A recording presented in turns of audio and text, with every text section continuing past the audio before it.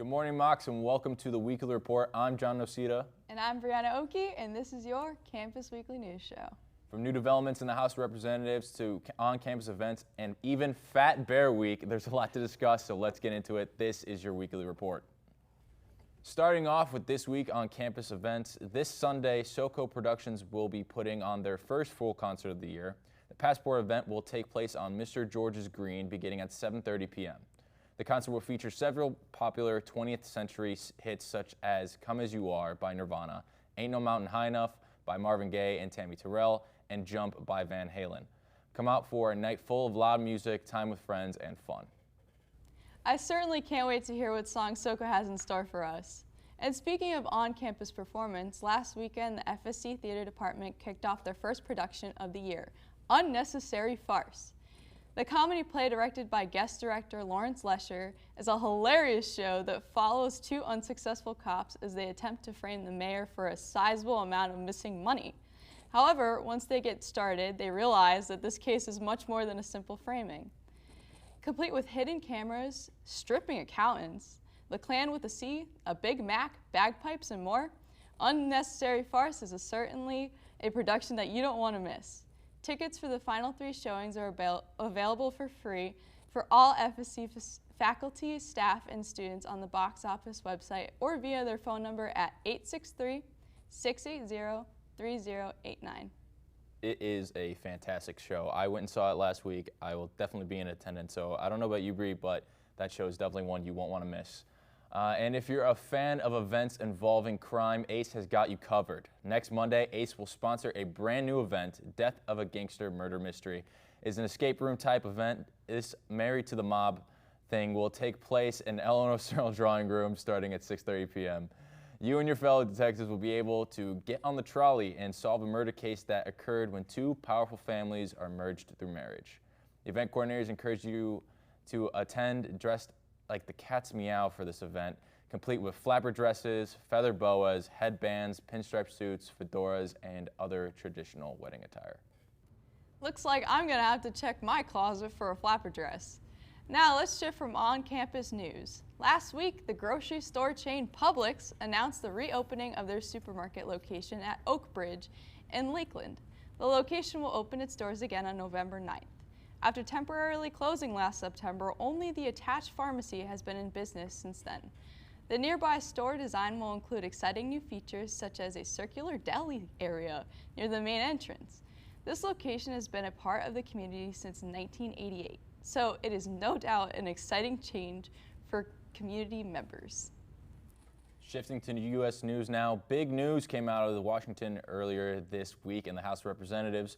Representative Matt Gaetz, a Republican from Florida, filed a motion to vacate to try and remove the Speaker of the House, Kevin McCarthy. The attempt from Gaetz was successful, with 8 Republicans and all present Democrats voting in favor of ousting the Speaker McCarthy, who only held the position for less than 9 months. This is the first time in history that the Speaker of the House was removed from his job by their peers. The now acting Speaker, Republican Representative Patrick McHenry of North Carolina, has declared the House will be in recess until both parties can figure out the next steps for a path forward, which would be for a new Speaker of the House to be elected. And as of now, no clear frontrunners have emerged for Republicans, and with no clear frontrunner, the threat of a government shutdown looms larger, with the current spending bill expiring on November 17th. Turning over from U.S. news, nature enthusiasts rejoice. It's officially Fat Bear Week. Voting for the annual National Park Service Battle of the Bear began October 4th and will conclude on October 10th, giving you plenty of time to cast your votes in the competition of which grizzly put on the most weight for hibernation. Although some of the rounds of voting have already concluded, it's not too late for you to help pick the next Fat Bear Week champion. More information can be found at www.fatbearweek.org. Fat Bear Week has been all the rage here in the studio, and I can't wait to see how my Bears on my bracket do when it finally hits the polls. But now in this digital evolution, Netflix bids farewell to an era as it's discontinuing sending out physical discs with its subscriptions.